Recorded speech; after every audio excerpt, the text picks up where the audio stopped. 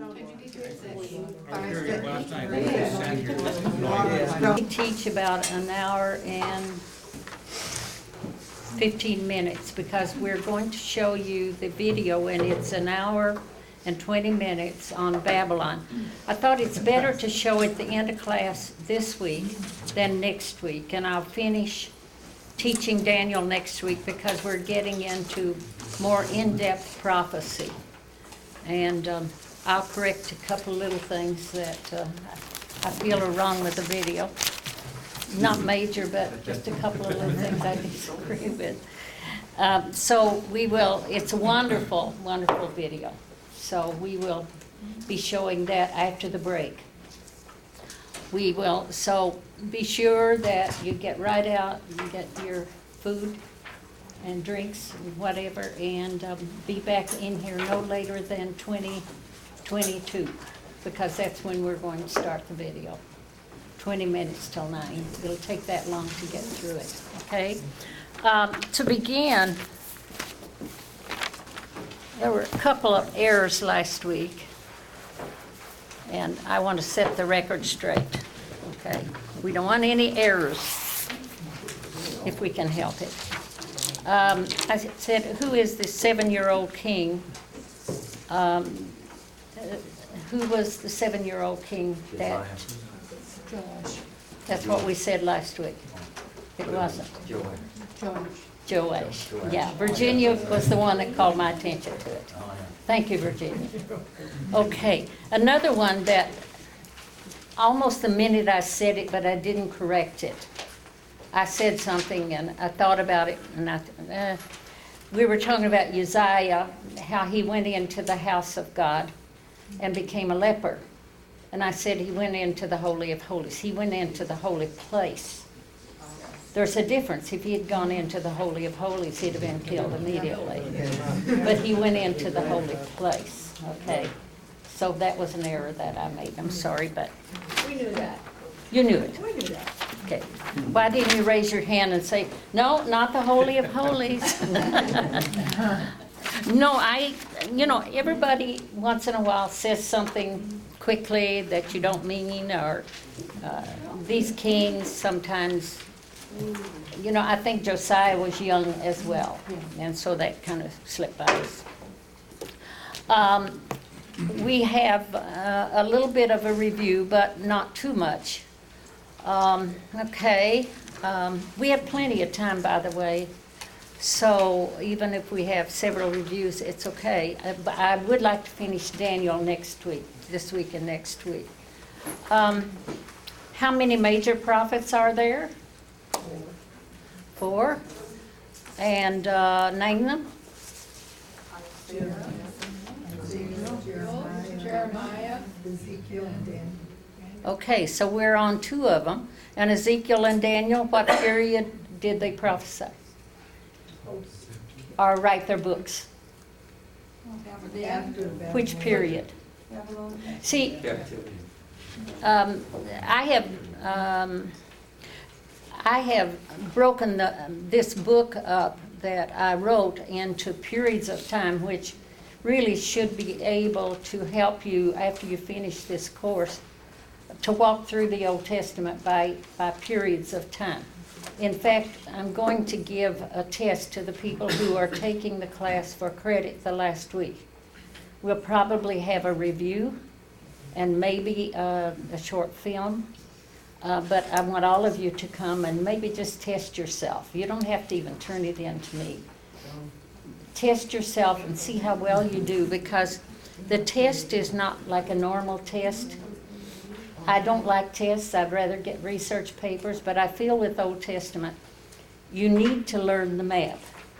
You need to learn to walk through the periods of the Old Testament and know the major players in each period. So that's what I'm going to give you a map on charts and maps. I'm going to give you a test on a chart and map, a map of Israel and surrounding nations and so on. So one of these days, and I hope soon, that you'll be able to identify what period the prophets came along, what period if it was a king of the north or king of the south, if it was a prophet of the south or of the north. And I think already that most of you could identify that. You could identify the names of the kings, especially the major kings. Let me ask you, how many kings did Judah have? 20. How many kings did Israel have? 20. 20. Okay, good. Yeah, I want you to remember major things like that. And just a few dates that you need to know. And that was the fall of Jerusalem. It's an important date. The date or the year that likely Israel came out of Egypt. Those are important dates that you need to remember. Okay, who prophesied to Edom, or about Edom, not to Edom? Who prophesied about Edom, the destruction of Edom? Obadiah. Who prophesied to or preached to Nineveh? Jonah. Who was Jonah a type of? Christ and the nation of Israel.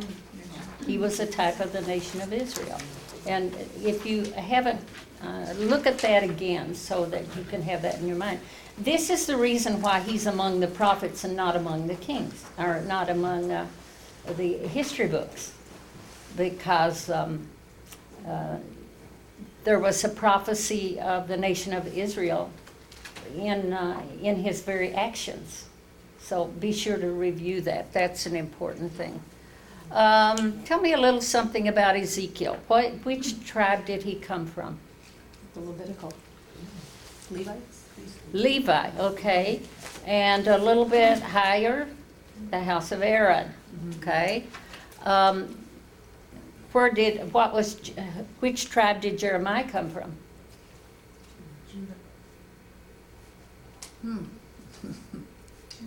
Benjamin. Which tribe did Daniel come from? If he was of the royal tribe, royalty of the king's house, he came from Judah, didn't he? These were the kingly tribes, okay, that would lead to Christ. Let's see, maybe one more. Who was the prophet of the north that God told him that he should marry a prostitute? Hosea. No, it was Hosea. Hosea. Why would he need to marry a prostitute? Which seems very strange when you're talking about God's choices for us. He had a reason. Why? Because of the nation had prostituted The nation had prostituted themselves with all kinds of idols, and he could prophesy or preach to them in a way that they could show the broken heart of God for them. All right? One more. Who was the Judean king that went north into the marketplaces to prophesy to the nation of Israel? I mean prophet, sorry. Who was the Judean prophet who went north to the marketplace and prophesied the doom of Israel? Amos the farmer, right? Okay, let's go on. The last 4 kings, were they good or were they bad? Who was the young king that cleaned up the whole nation of Israel, both north and south? Josiah, okay, and we call his reign one of reform. He found things as prophesied by the young prophet to which king of the north? What was the first king of the north that his name was mentioned? That he would come, he would burn up the bones of the priests of Baal and of the golden calf and so on. Jeroboam? Jeroboam 1. Yeah. There were 2 Jeroboams, you remember? Okay. And he was chosen by the Lord, Jeroboam, by the way. Jeroboam 1 was. And who was the other king that was chosen by God in the north? Jehu. Oh, yeah. Why did God choose him? To kill Jezebel in the house of Ahab. Ah, to destroy the house of Ahab. Okay, good. All right, so we see that the reigns of these kings, during the reigns of the last 3 kings, Daniel was in Babylon, a young man that was taken when he was probably around 16 years old. And so we're here as far as history is concerned when we talk about Daniel. When we get through Daniel, we're in a whole new period of restoration. It's one of the most fascinating periods that we will ever go through in the Old Testament. And I want to take my time and go through these very interesting characters of Ezra and Nehemiah, 2 of the greatest men in Israel's history, Esther. And then there are 3 prophets during that time. But right now, historically, we're in the reigns of these 3 kings. Things are happening, but Daniel, a fascinating prophet. He named nations, kingdoms. He named events, so much so that higher criticism, some of the historians, not the good biblical historians as far as I'm concerned, say that it was written much later than Daniel the prophet because he wouldn't have known all of this nonsense. God knew all of it all the time. So Daniel is a very fascinating man. He prophesied the events of the nation of Israel that would happen in the interbiblical period all the way up to the destruction of Jerusalem. Then he skips a whole period of time. The church didn't even mention the church. He skips it right over, and I'll show you in chapter 2, chapter 7, chapter 8, and chapter 9. Daniel immediately talks about the Roman Empire, and he links it together in one verse of Scripture with the Antichrist at the end of the age. And Jews will be under the Antichrist who haven't come into haven't received Jesus as their Messiah. All right? Let's look at the map. They were taken. How many times were prisoners taken into captivity? 3. 3 times, and there were 3 times that they came back to the land. Why would God take his chosen people in to be governed over by a heathen king? Why would God do that? God doesn't do things without purpose. Everything he does has purpose. What was his purpose in taking the people out of their land and taking them down into Babylon, 1,000 miles away, where they would have to be under a heathen king and see all of the idols of Babylon for 70 years? Why did God do that? They were so disobedient, they didn't regard what they had as a gift from God. So if he let them be ruled under evil kings, they would begin to cry out to God and be You restored. wonder, with all that was going on in the temple that we read in Ezekiel, where even the elders the women were crying over Tammuz. The elders were worshiping every kind of god in the very temple of God. And yet God's Shekinah glory was still there.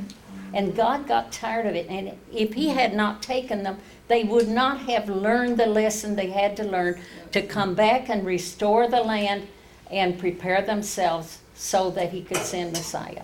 It's an amazing picture. Even the 400 years, what was going on, that Jesus would send or that God himself would send his only son, Jesus Christ, God in the flesh, to such a few people who were looking for it. But when God purposes something, he's going to do it. If he prophesies it through a prophet, if he foretells it, you can count on it. He will do it. Whatever he prophesied over Israel and about Jesus Christ, we can see that all of it came to pass and is coming to pass.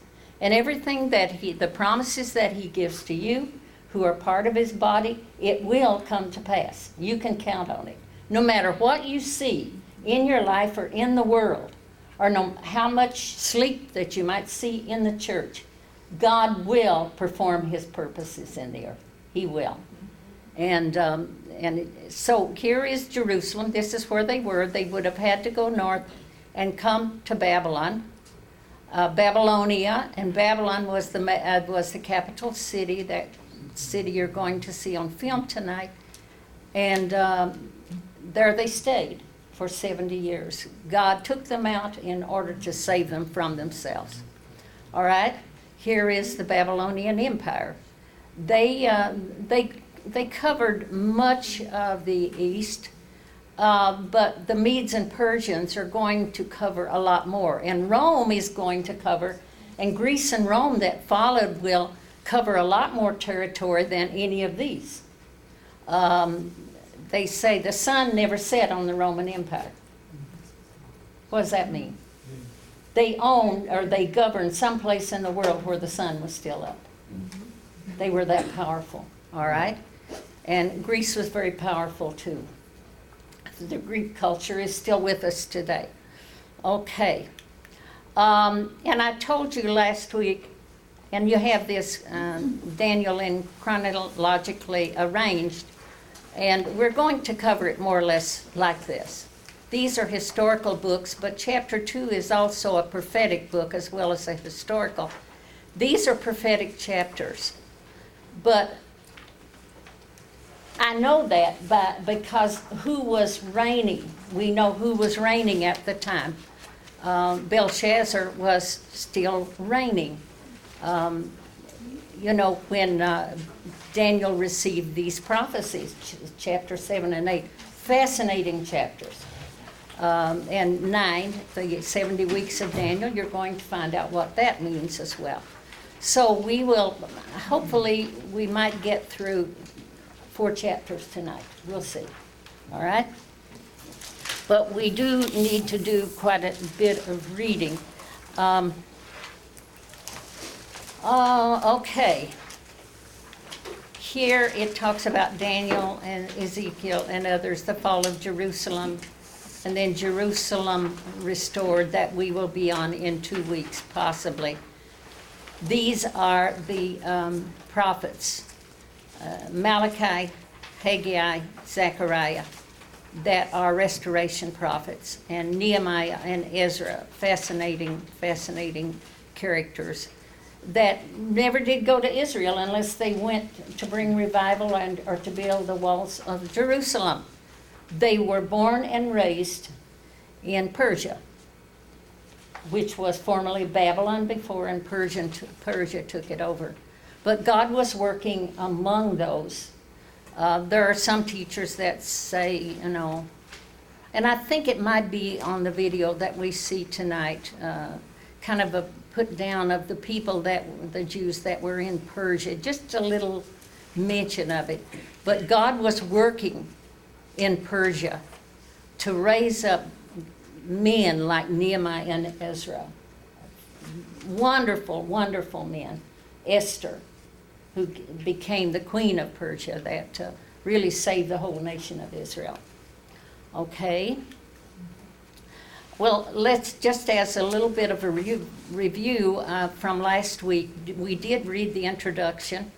Jerusalem's first attack was led by General Nebuchadnezzar. Soon after he became king of Babylon, Daniel and other princes were trained to serve government. He was very intelligent and honest, so through a series of events was favored and promoted to prime minister. He became a president under Persian rule. Daniel served at least 80 years under pagan rulers, still maintained integrity and faithfulness to God. He had the favor and respect of all he served, never compromising his faith. He was named in Scripture as a model of righteousness along with Noah and Job. He was favored by the Lord. 2 times God reminded him of his love for him. Angels ministered to him in taking messages to him and receiving these words. Even pagan rulers praised Daniel's God. It is certain that Jews found favor because of Daniel, both in Babylon and in Persia. Okay, I'm going to my notes, and Jewish. You can follow them in your syllabus or in your book. Daniel means God is my judge. Now he was given a new name in Babylon, Belteshazzar, because Bel, that was a Babylonian name after a Babylonian god. All right?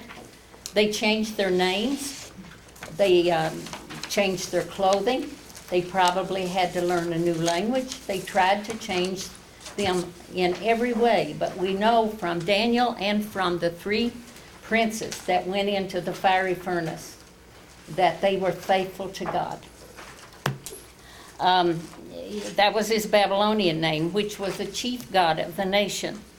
This book's authorship has been debated by the higher school of criticism, as I told you in the beginning, on the basis of some Greek words and it's sounding like history in places.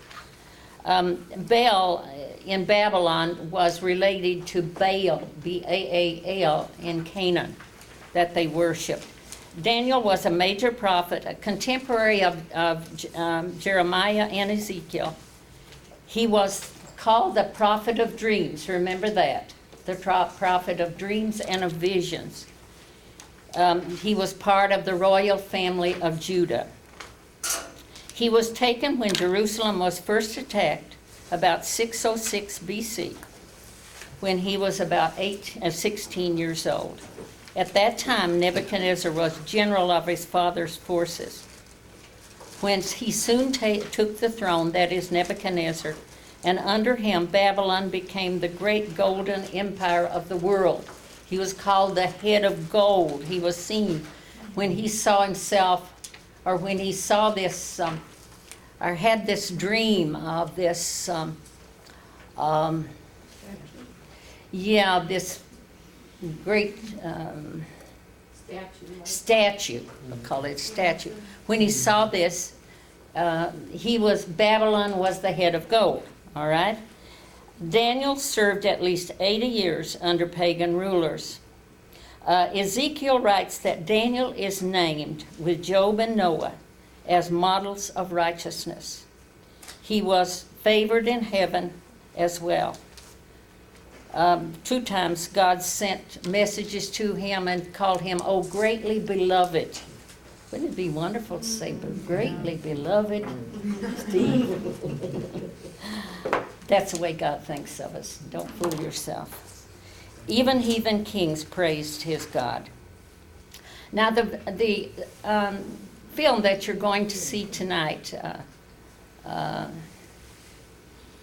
one of the commentators that talks in the film says, well, some people say Nebuchadnezzar changed, but no, these heathen kings never changed. I disagree. I believe that Nebuchadnezzar did change. I think we have proof of it. He praised the God of Israel a few times and made a law that anyone who spoke against the God of Israel, what would happen to them.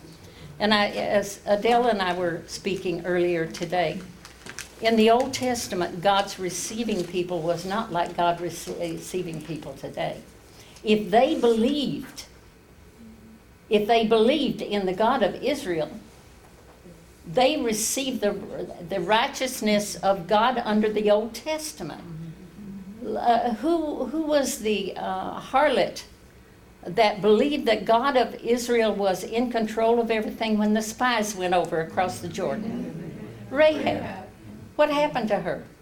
She was taken into the family of Israel and her seed. She was a mother of Messiah. Look what happened to Naaman. He believed in the God of Israel. He was cleansed. He was healed. And what happened to him?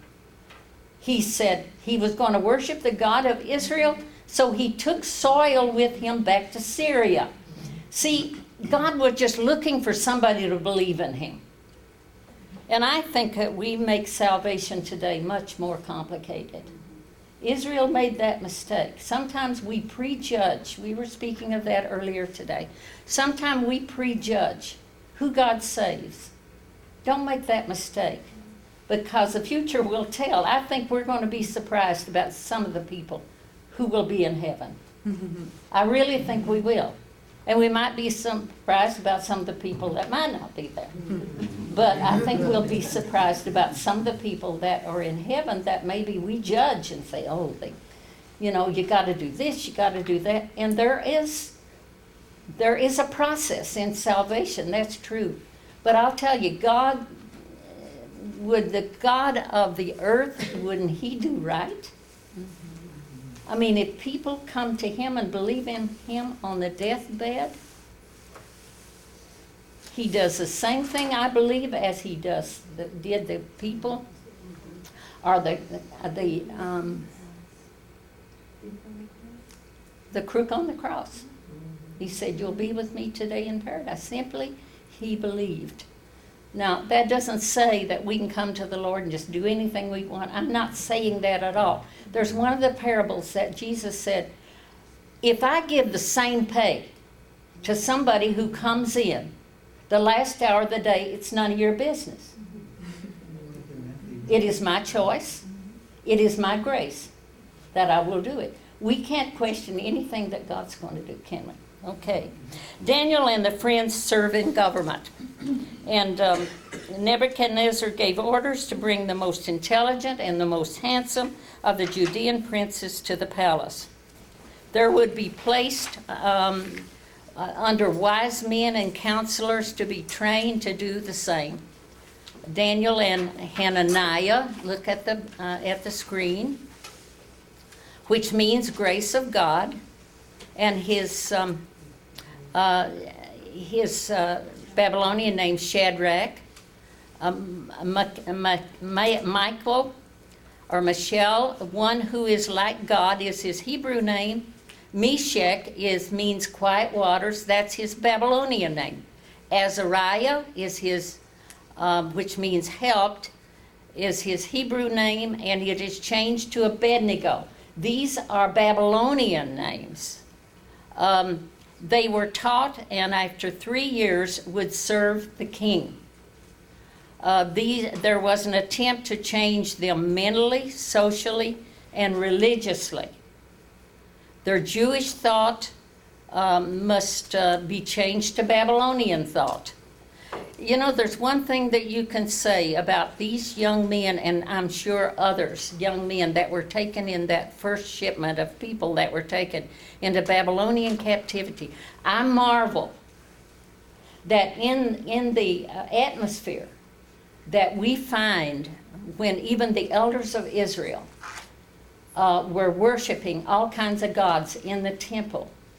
And God said, mark those that are not partaking of all of this, that really do not like what's going on, that are probably weeping and crying over what is going on in this nation.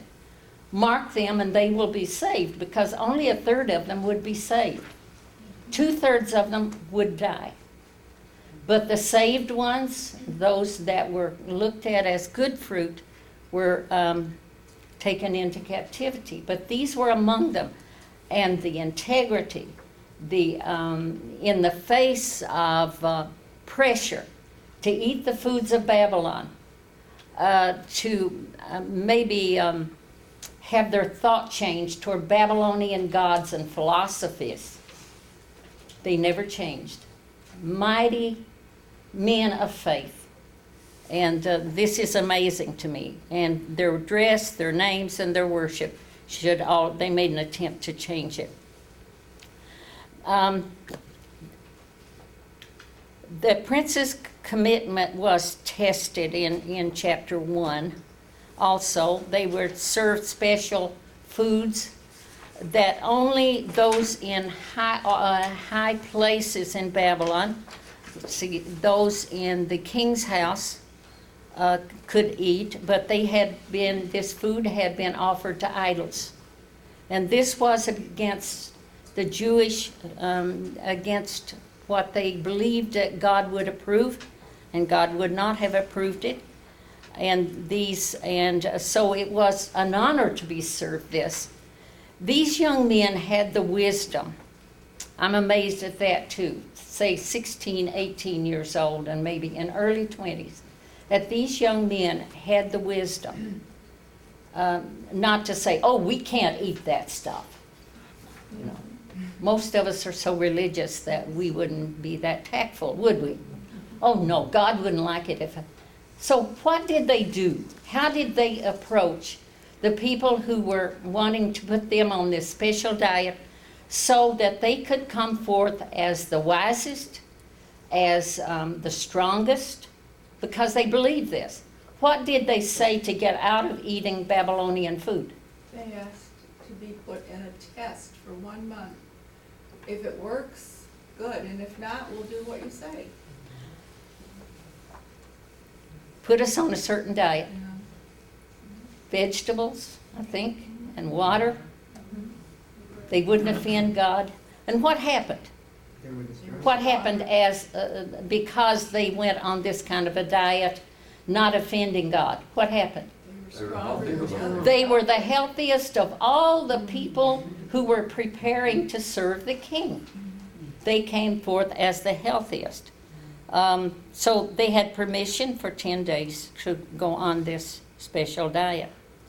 And so what happened with Daniel? He was promoted to what? Prime Minister. To prime minister. After. Not because he didn't eat the food, not because he was the strongest, but there was a test. All right? In chapter 2, Nebuchadnezzar had a dream. We're going to read some of this. And Nebuchadnezzar was very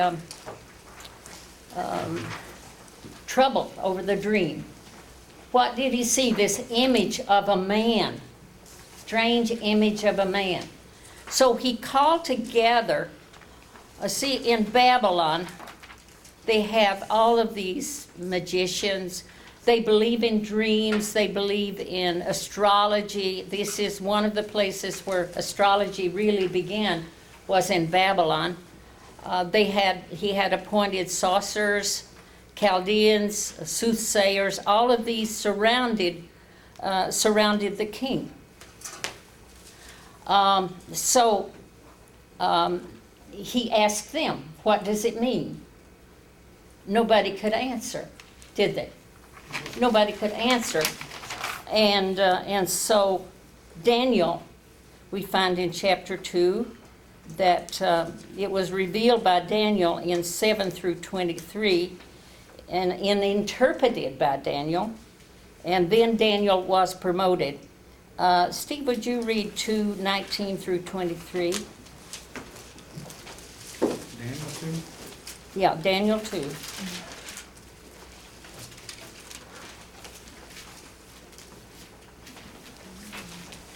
Then was the secret revealed unto Daniel in a night vision. Then Daniel blessed the God of heaven. Daniel answered and said, Blessed be the name of God forever and ever, for wisdom and might are his. And he changeth the times and the seasons.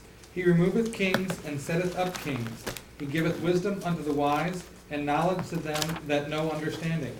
He revealeth the deep and secret things. He knoweth what is in the darkness, and the light dwelleth with him. I thank thee and praise thee, O thou God of my fathers, who hast given me wisdom and might, and hast made known unto me now what we desired of thee. For thou hast now made known unto us the king's matter. Okay, let's read Daniel 31. I will read it. You follow with me through 45. Thou, O king, sawest, and behold a great image. The great image, see, Daniel said he waited on God. God gave him, see, Nebuchadnezzar is going to kill all these guys that can't tell him.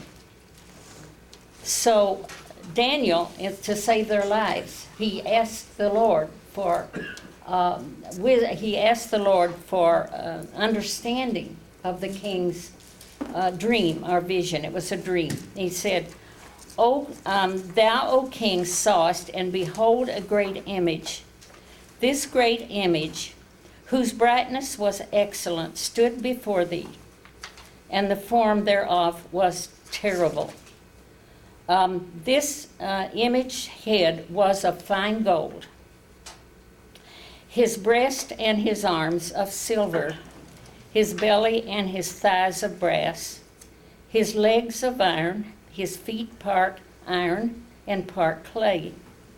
Thou sawest till that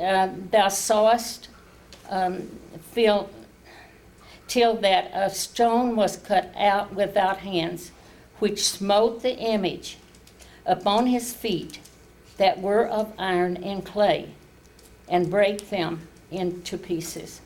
Then was the iron, the clay, the brass, the silver, and the gold broken to pieces together, and became alike, like the chaff of the summer threshing floor. And the wind carried them away, and no place was found for them. And the stone that smote the image became a great mountain, and it filled the whole earth. Verse 37.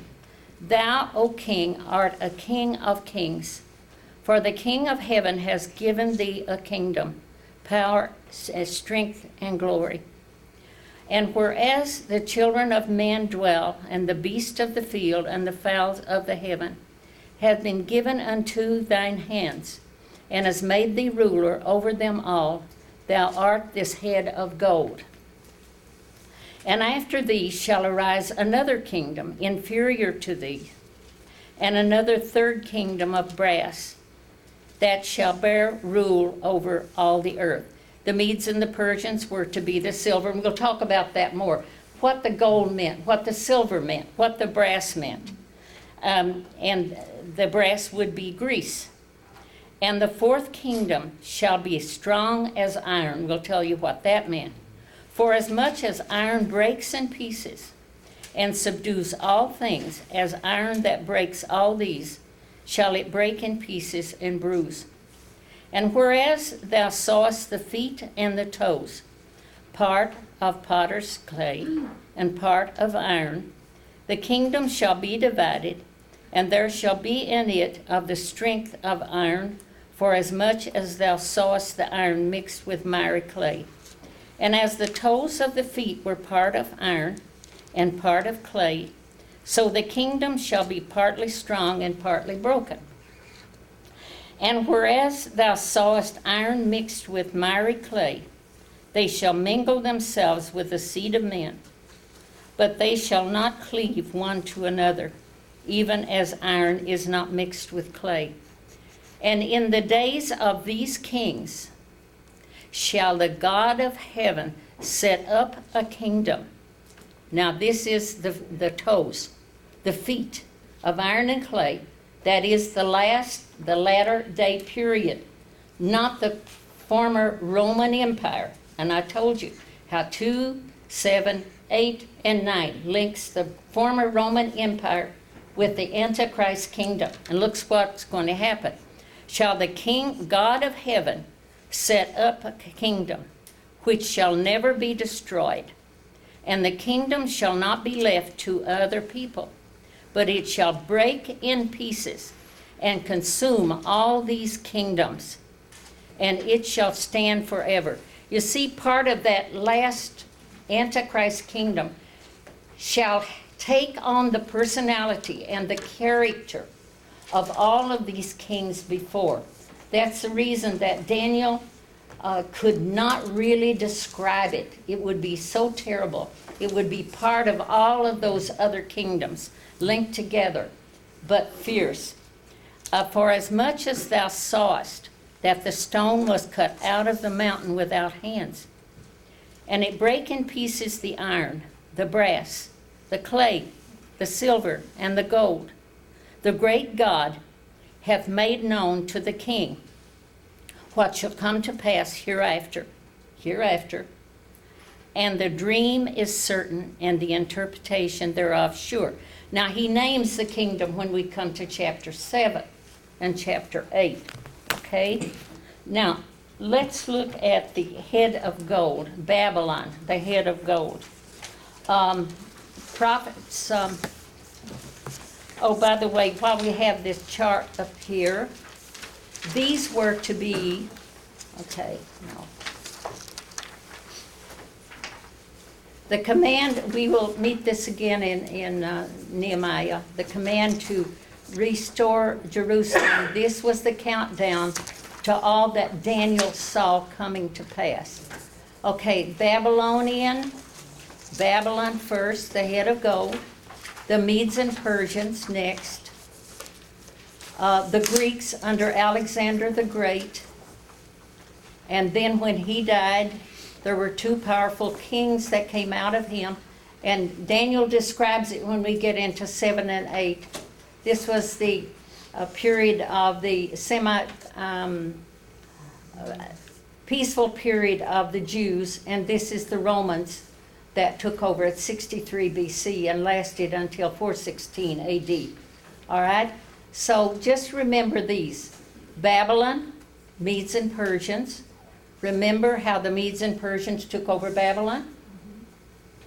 They diverted the Euphrates River, went in, and took the city, right? After 200 years, Alexander the Great took much of the world and defeated the Medes and Persians. And Daniel describes that in chapter 8. Fascinating reading, all right? And then the Romans, which were the most fierce of all of these others. You see, this was the most expensive metals that you see. But these became stronger. The Medes and Persians, silver. The Greeks, brass. The Romans, iron. All right? The Antichrist kingdom would be iron and clay mixed. And this is the one that Christ, the kingdom of God, is going to destroy. All of that is manifest in that last kingdom, which is the Antichrist kingdom. Okay. We've already received by Nebuchadnezzar, revealed by Daniel, interpreted by Daniel. We've already covered that. Daniel praised, and saved groups from being slain. Astrology was very strong in the world, in the modern or in the ancient world, especially in Babylon. They were great believers in astrology and in dreams. This is why the king was so disturbed when he had this dream and nobody could tell him what it was all about. Okay, we've already covered these. The magicians, these were sacred scribes claiming superior knowledge. The astrologers were revealers of sacred mysteries. The sorcerers were witch doctors, and the Chaldeans were controlling priests. The soothsayers, astrologers who sliced up the heavens by 12 signs of zodiac. And this is what none of these could give the king anything to comfort him over what he had dreamed. And these were supposed to be the ones who were the interpreters of dreams, who could foretell. None of them could. So Daniel waited on God, and God gave him the interpretation. The princes that were, let's talk before we go to that. Babylon, the head of gold. The prophets called the Babylon the golden city. The historians say, and you will see it in the picture tonight, or in the documentary tonight, that it was the most amazing city in all the world. Even the walls were much of the walls of the temples were covered with gold. Nebuchadnezzar was called a servant of God, as Cyrus was called. He was the Lion King. Its greatness speaks of dominion. In fact, he was judged by God when he looked over the city and he said, "This great city that I have built." He was claiming that he had done it, but God let him to know that he had allowed him. He had blessed him in the sense of allowing him to build this great cities. And he had blessed the kingdom when the Jews were there, that 70 years. But he was bragging about all that he had done. And of course, when he took credit for all of that, and he had already known that Daniel, who was a who was a prophet of the Hebrew nation, he recognized that. And yet he is not praising God for anything at that point, and he sensed that there was the true God of Israel. The Medes and the Persians that took over, that we've already said, has the chest and the arms of silver. I thought we had that somewhere. Maybe I passed it. Okay, here we are. All right, the head of gold, Babylon. Medes and Persians, silver. Greece, brass. Legs, iron. Feet and toes of clay and iron, Antichrist kingdom. All right? The Medes and Persians, the chest and the arms of silver. Metals get harder as we go along in the vision, but less valuable. They were inferior as far as price was concerned. The two arms were the dual kingdoms of what? The Medes and the Persians. See how fitting it is? All right.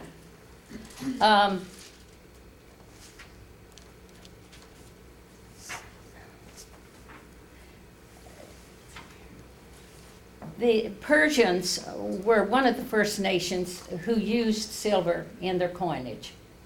All right? It was a medium of exchange in Persia, which was silver. Greece, the body and the thighs of bronze. It was an inferior metal, but it was stronger.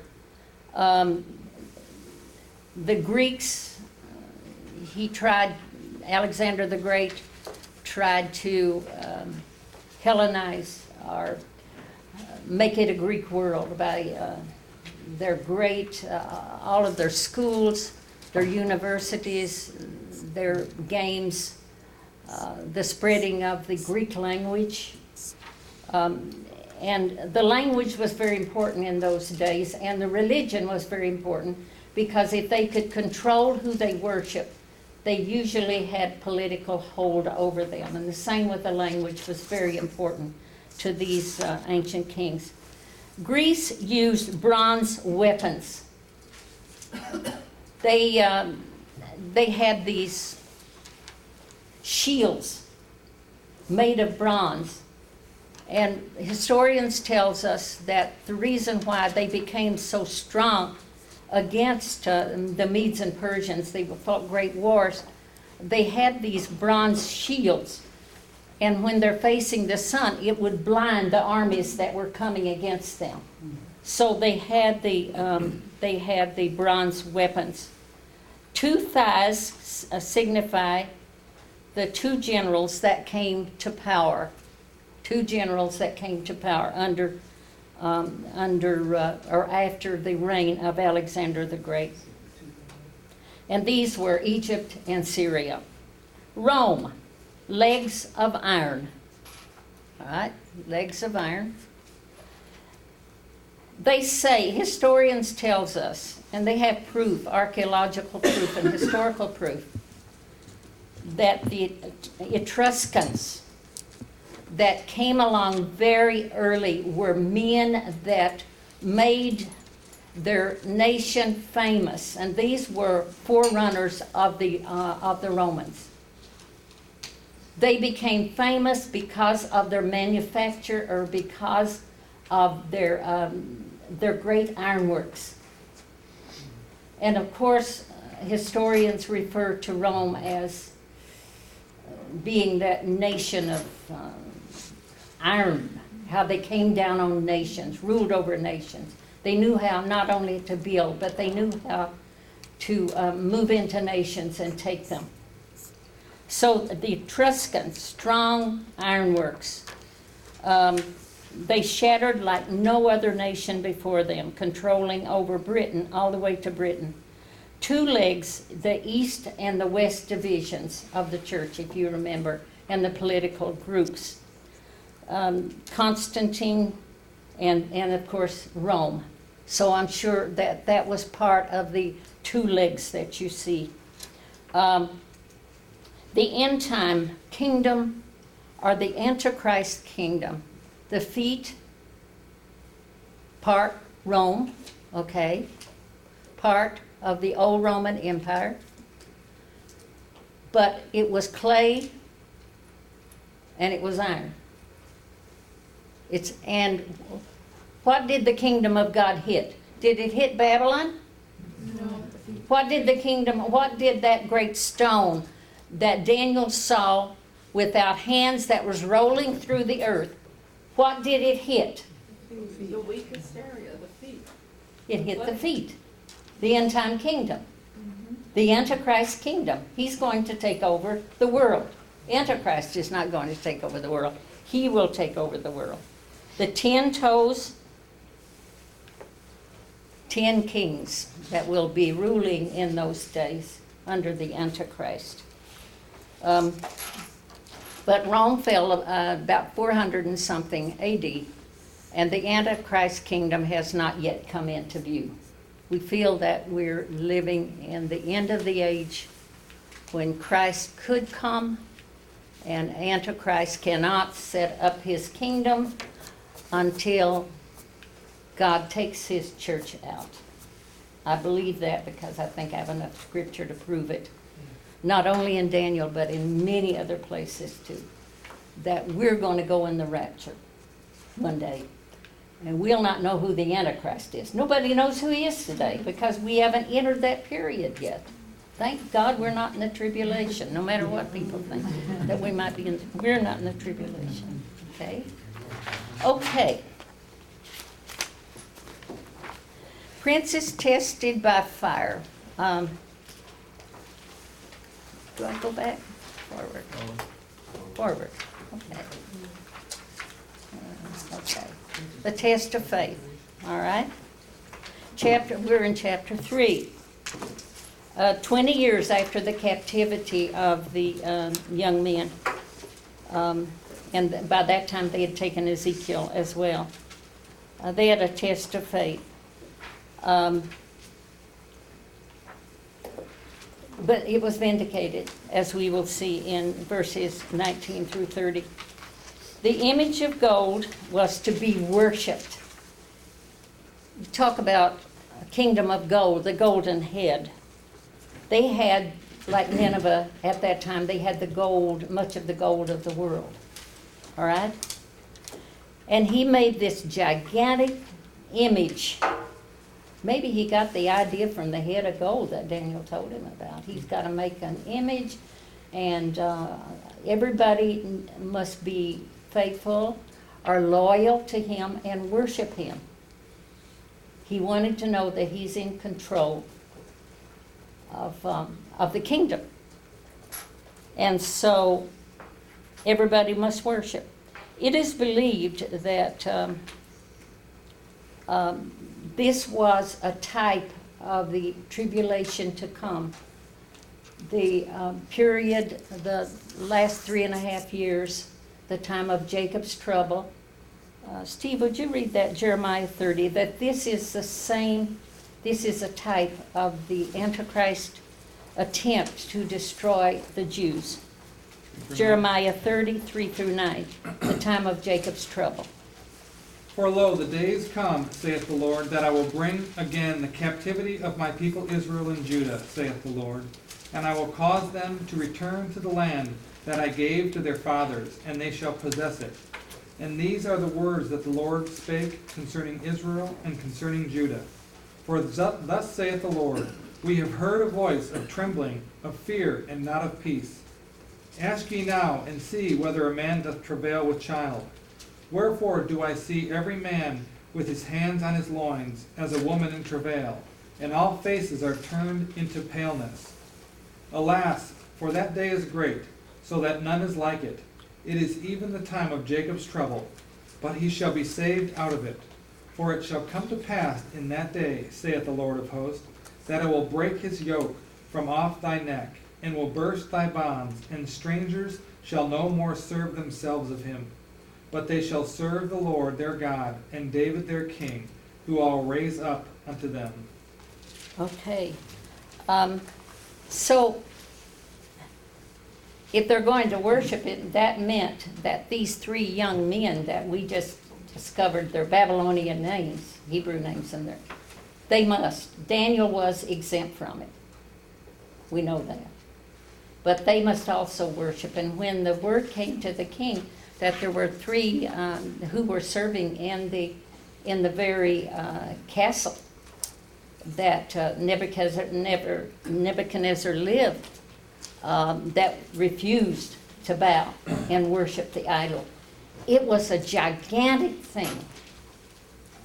It was stamped with the number of the Antichrist, 666, same as Revelation 13, the number of man. 60 cubits high, 90 feet by 9 by 6, which was 4,360 cubits of gold that this thing was made out of.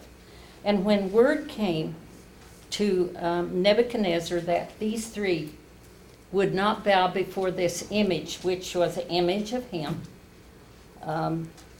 they were to be put in a furnace. It was to be heated, I believe, 7 times hotter than normal in putting men in a furnace. And even the men that threw them in were burned up. But Nebuchadnezzar came expecting to see ashes. So what did he see? They weren't even bound. The ropes were burned off of them. And what else did he see? Fourth man. Ah! I see 4 men, not 3. Who was the 4th man? Absolutely. We know it was Jesus Christ walking among. Read 3:24 through 30. Then Nebuchadnezzar the king was astonished, and rose up in haste, and spake, and said unto his counselors, Did not we cast 3 men bound into the midst of the fire? They answered and said unto the king, True, O king. He answered and said, Lo, I see 4 men loose, walking in the midst of the fire, and they have no hurt, and the form of the 4th is like the Son of God. Then Nebuchadnezzar came near to the mouth of the burning fiery furnace, and spake and said, Shadrach, Meshach, and Abednego, ye servants of the Most High God, come forth and come hither. Then Shadrach, Meshach, and Abednego came forth of the midst of the fire. And the princes, governors, and captains, and the king's counselors, being gathered together, saw these men, upon whose bodies the fire had no power, nor was an hair on their heads singed, neither were their coats changed, nor the smell of fire had passed on them. Then Nebuchadnezzar spake and said, Blessed be the God of Shadrach, Meshach, and Abednego, who hath sent his angel, and delivered his servants that trusted in him, and have changed the king's word, and yielded their bodies, that they might not serve nor worship any god except their own God. Therefore I make a decree, that every people, nation, and language which speak anything amiss against the God of Shadrach, Meshach, and Abednego shall be cut in pieces, and their houses shall be made a dunghill, because there is no other God that can deliver after this sort. Then the king promoted Shadrach, Meshach, and Abednego in the province of Babylon. Turn to chapter 4. Nebuchadnezzar's vision of the high tree.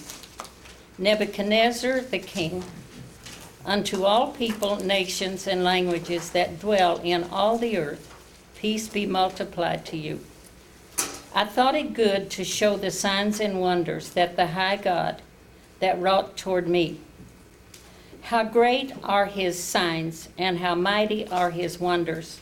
His kingdom is an everlasting kingdom, and his dominion, I believe that's the one I want to read, yeah.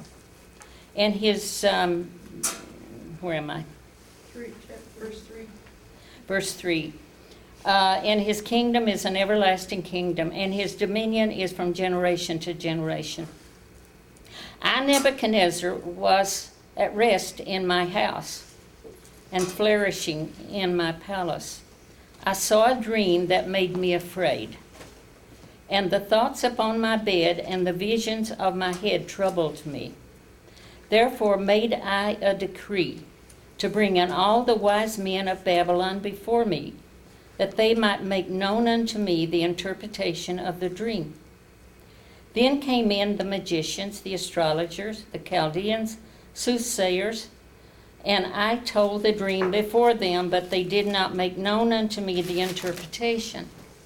But at last Daniel came in before me, whose name was Belteshazzar, according to the name of my God, and in whom is the spirit of the holy gods.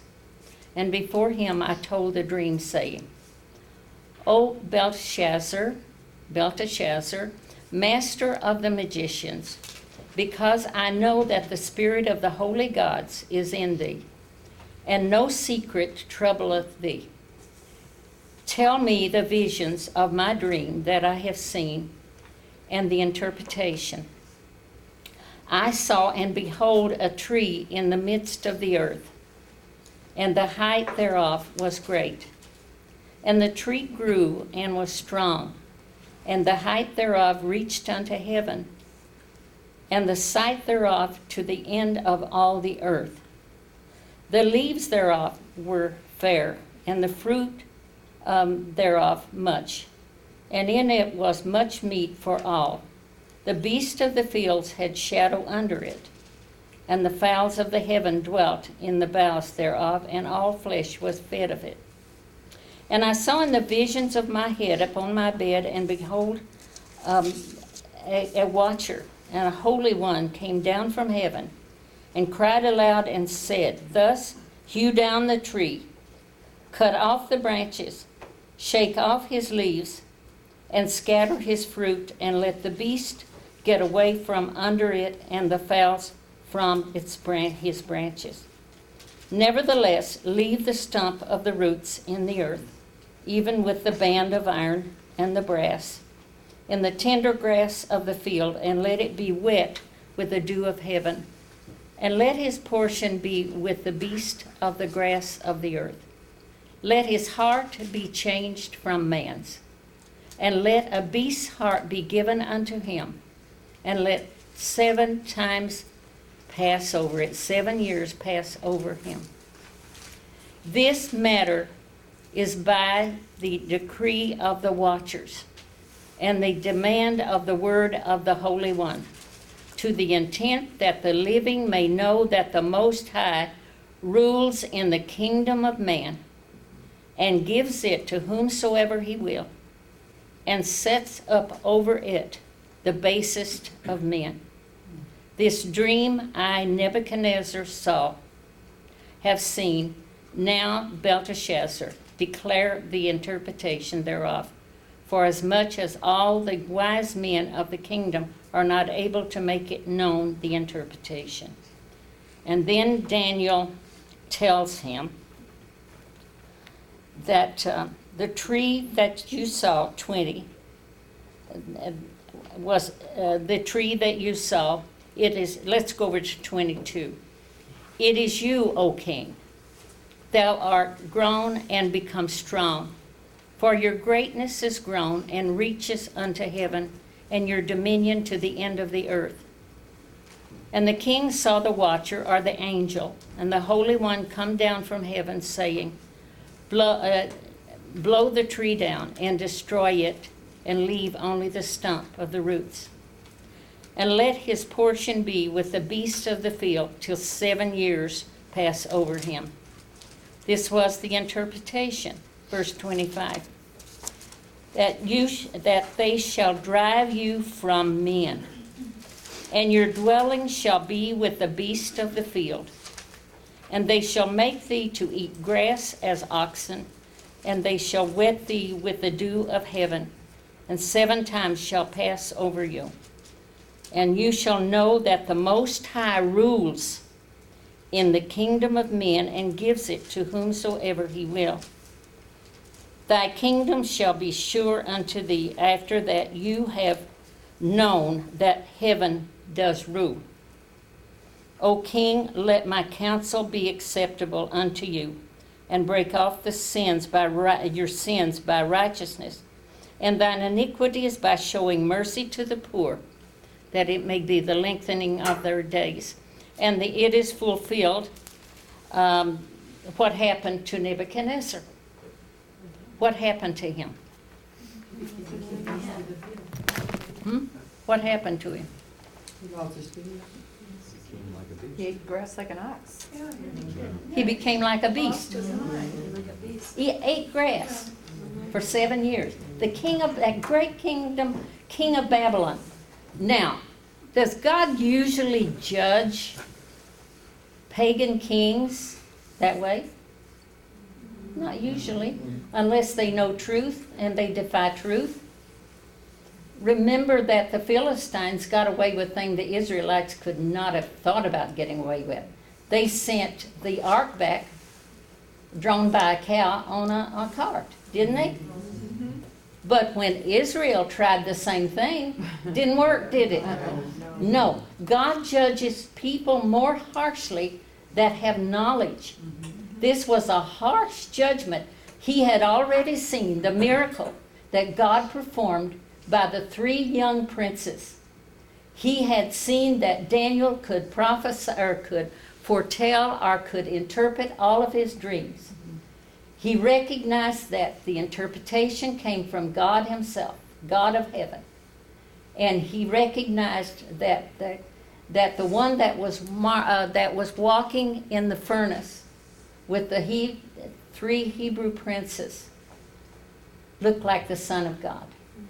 He saw all of this, and yet he dares to start bragging about what he had done.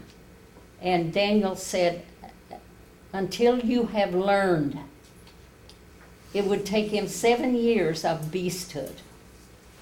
His nails grew long like that of a bird's, and rained on him. He's out there in the fields eating grass like a cow, or like some kind of an animal, for 7 whole years. And when he came to himself, what did he do? Praise God. Repented. I believe verses 36 and 37. At the same time my reason returned unto me, and for the glory of my kingdom mine honor and brightness returned unto me, and my counselors and my lords sought unto me, and I was established in my kingdom, and excellent majesty was added unto me.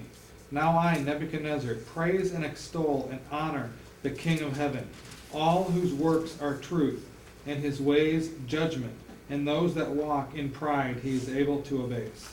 Yeah. In Matthew 13, 31 and 32,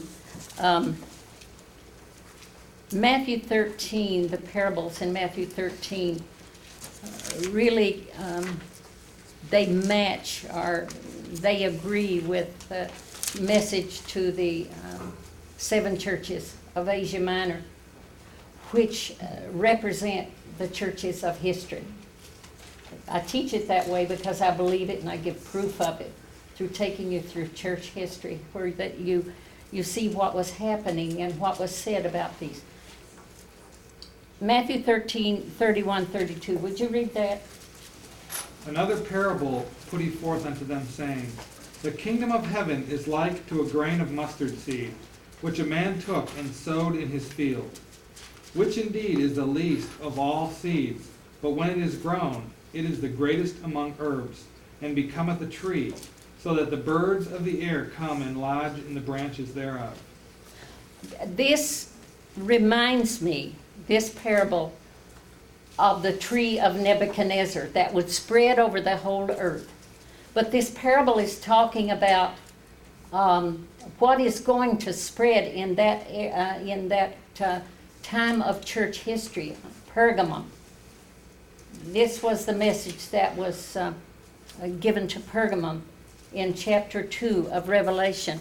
And it talks about how this mustard seed grew up to be a great tree whose branches spread out like Nebuchadnezzar's influence spread over the whole world.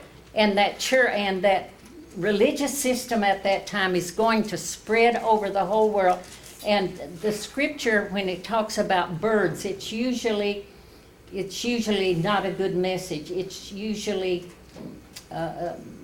represents satanic forces, that birds would come and light in its branches. So there is a resemblance of the tree of Nebuchadnezzar that would be cut down, and that of Matthew 13, where God is going to judge this system as well, and we will see that happen in Revelation 17. Okay, that's as far as we have time to go tonight. Do you have one or two quick questions? Okay. Somebody has a birthday today, and I think we should sing happy birthday to Judy Albright. Okay. And so get your refreshments, bring them back in, your drinks and so on. And try to be in your seats no later than 22. All right? Let's sing happy birthday to Judy. Happy birthday to you. Happy birthday to you. Happy birthday, dear Judy. Happy birthday to you. We won't ask her how old she is. Better not ask me how old I am, so I'm not going to ask her.